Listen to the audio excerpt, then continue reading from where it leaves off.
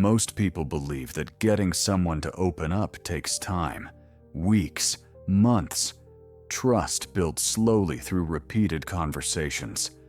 But if that were true, strangers would never confess their deepest fears to someone they just met on a train, or tell personal stories to a bartender they've known for 10 minutes, or reveal things to a complete stranger that they've never told their closest friends. And yet it happens every day, quietly, without effort, without force. The truth is, people want to open up. They are already carrying words inside them, waiting for the right psychological conditions to release them. And once you understand those conditions, something shifts. Conversations stop feeling forced. Silence stops being awkward. And people begin to lean toward you without realizing why. Think back to a moment when someone surprised you by telling you something deeply personal. It probably didn't happen because you asked the perfect question. It happened because something about the moment made them feel safe enough to speak. Safety is not created by friendliness. It's not created by enthusiasm. And it's not created by oversharing.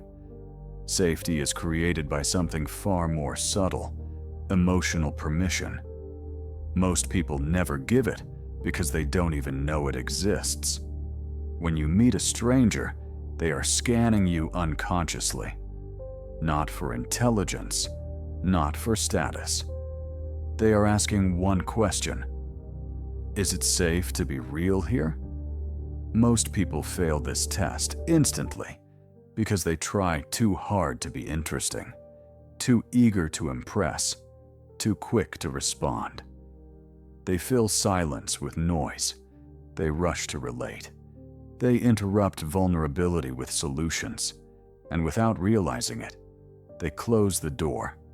The first secret is this: people open up when they feel unpressured.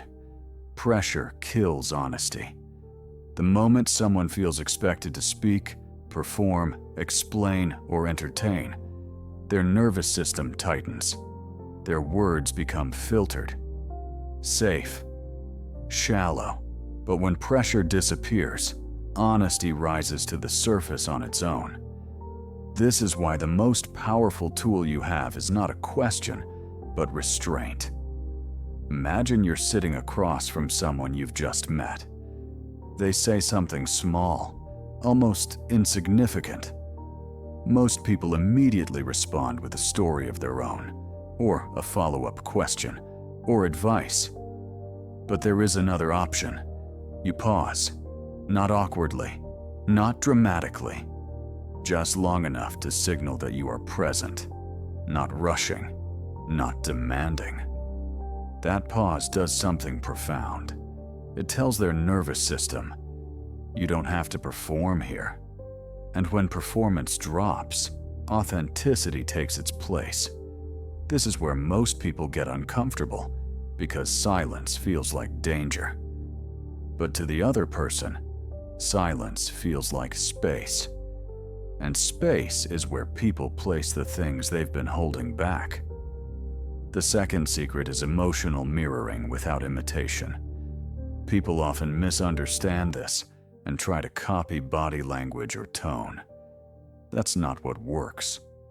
What works is mirroring emotional weight.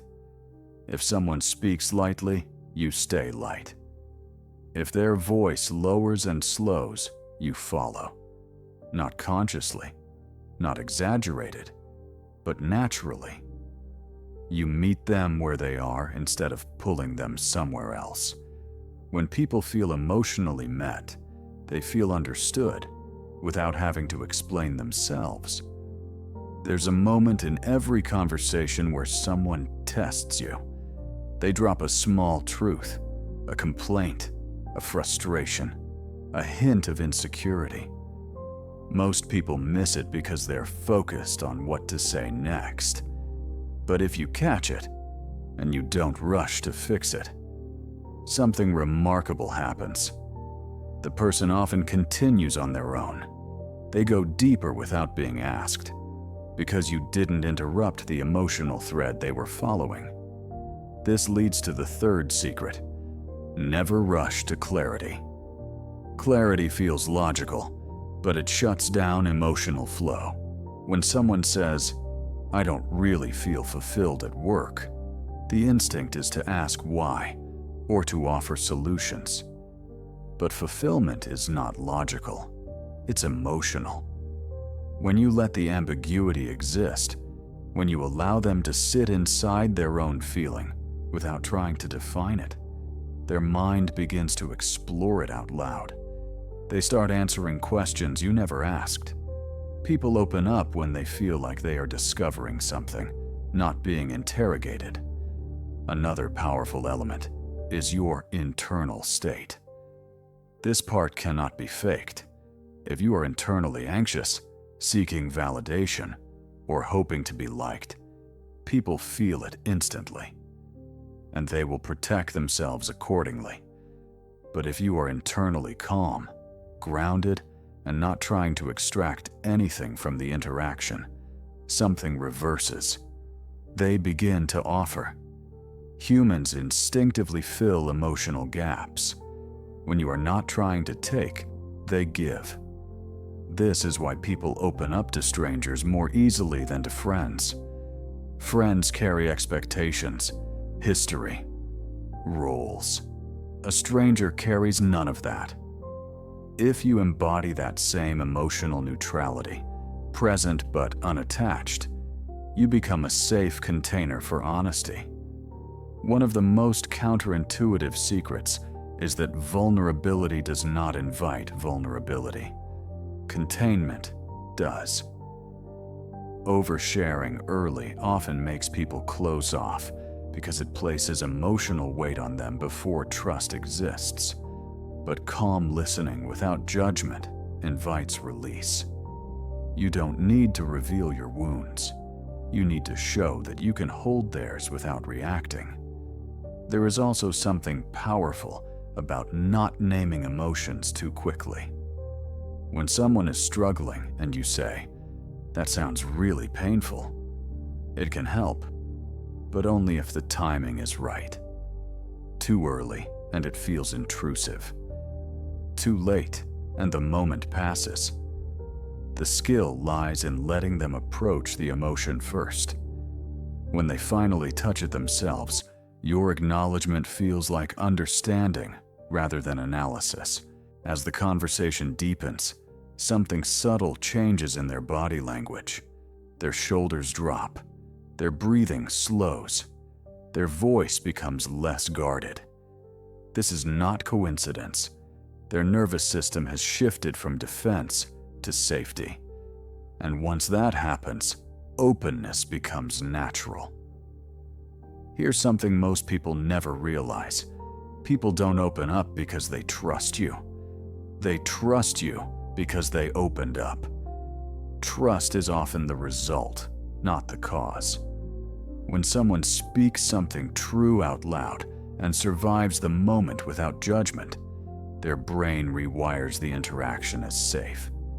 That safety gets associated with you. This is why the final secret matters most: how you respond at the deepest moment. When someone finally says the thing they've been circling, your response should be simple, grounded, and non-dramatic. No shock, no excessive empathy, no urgency, just presence. The calmer you remain, the safer they feel. And the safer they feel, the more they associate you with relief. By the end of the conversation, they may not even remember what was said in detail, but they will remember how they felt. Lighter, seen, unburdened, and they will not fully understand why they feel drawn to you again. This is not manipulation. It's alignment with how humans already work. People are not closed because they want to be. They are closed because the world rarely gives them permission to be open without consequence. When you remove pressure, slow the pace, and hold emotional space without trying to control it, people open on their own. And the most fascinating part is this: the less you try to make it happen, the more it does. Once you understand this, conversations stop feeling like effort. You no longer search for the right questions. You stop performing.